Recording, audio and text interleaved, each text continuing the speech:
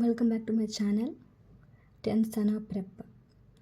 So ఇవాళ ninth day article, ఈనాడు articles అనమాట.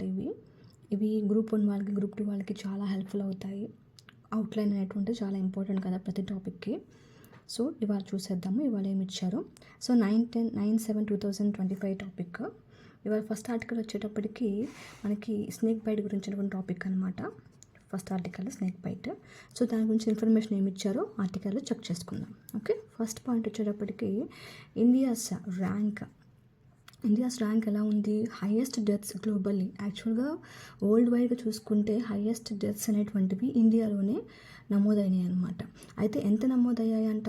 Per year 50,000 per ఇయర్కి 50,000 మంది చనిపోతున్నారు అనమాట ఇండియాలో. ఓకే, సో అది మనకి గ్లోబల్లీగా చాలామంది మన ఇండియాలోనే చనిపోతున్నారని చెప్తున్నారు. నెక్స్ట్ వచ్చేటప్పటికి what are the most affected states వచ్చేటప్పటికి UP, AP, Odisha, Bihar, Jharkhand. So మన ఏపీ కూడా అందులో ఉందన్నమాట. ఓకే, గుర్తుపెట్టుకోవాలి.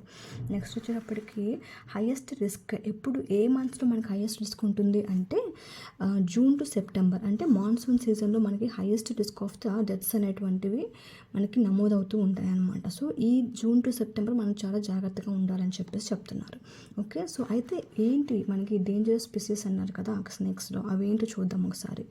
ఫస్ట్ వచ్చేటప్పటికి Indian cobra, Russell viper, common krait, saw scaled viper ఇంకో పేరు ఏంటంటే బిగ్ 4. ఓకేనా, ఇవి గుర్తుపెట్టుకోవాలి, ఇంపార్టెంట్ అనమాట. ఓకే, నెక్స్ట్ వచ్చేటప్పటికి పాము కరిచిన తర్వాత so what are the symptoms, మనకి ఏమి సిమ్టమ్స్ అనేటువంటి వస్తాయో చూద్దాం ఒకసారి. ఫస్ట్ వచ్చేటప్పటికి ఏదైనా మనకి కరిచినప్పుడు మనకి ఏమొస్తుంది? పెయిన్ వస్తుంది, స్వెల్లింగ్ వస్తుంది, difficulty in the breathing, dizziness వచ్చేటప్పటికి ఏంటంటే ఒకలాంటి మత్తులాగా, ఒకలాంటి కళ్ళు తిరగడం అలా వస్తూ ఉంటుంది, దాన్ని డిజీనెస్ అని చెప్పేసి అంటాం అనమాట. నెక్స్ట్ బ్లీడింగ్ అవుతుంది. నెక్స్ట్ వచ్చేటప్పటికి ఫైనల్లీగా మనకి పెరాలసిస్ అనేటువంటిది వస్తుందన్నమాట. So these are the symptoms of snake bite. Okay, next వచ్చేటప్పటికి అయితే తర్వాత మనం ఏం చేయాలి? ఫస్ట్ ఎయిడ్ ఏం చేయాలి? ఫస్ట్ మనం ఏం చేయాలంటే don't cut or suck the bite. So ఎక్కడైతే మన పాము కట్టేస్తుందో దాన్ని మనం కట్ చేయకూడదు, మనం అక్కడ ఉన్నటువంటి ఆ విషయాన్ని కూడా మనం సక్ చేయకూడదు అనమాట, పీల్చకూడదు అని చెప్తున్నారు అనమాట. Keep the person calm. అతను టెన్షన్ పడుతూ ఉంటాడు కాబట్టి అతను కామ్గా ఉంచాలి. Next immobilise the limbs. ఆ టెన్షన్లో అతను తెలియకుండా షివరింగ్ వస్తుంది అనమాట. సో అతని కాళ్ళు అవన్నీ కదలకుండా జాగ్రత్తగా మనము అతన్ని కూల్ చేయాలన్నమాట. Next shift to the hospital. Okay, next so treatment అనేది చాలా చాలా ఇంపార్టెంట్. సో ఇందులో మనకి ఇంపార్టెంట్ పాయింట్ ఇదే, కాంపిటేటివ్ ఫీల్డ్లో ఇంపార్టెంట్ అయిన పాయింట్ వచ్చేటప్పటికి ట్రీట్మెంట్లో మనం యాంటీవెనమ్ ఇంజెక్షన్ ఇస్తాము, అది ఎవరైనా చెప్తారు. కానీ what is that antivenom injection అంటే పాలీవాలెంట్ అనమాట. పాలీవాలెంట్ ఇస్ ద యాంటీవెనమ్ ఇంజెక్షన్. అయితే what is the responsibility of the government? So 108 provide చేస్తుంది. 108లో మనకి స్టాఫ్ ఉంటారు కదా, వాళ్ళ దగ్గర యాంటీవెనమ్ ఇంజెక్షన్స్ ఉంటాయన్నమాట, వాళ్ళు ట్రీట్ చేయొచ్చు.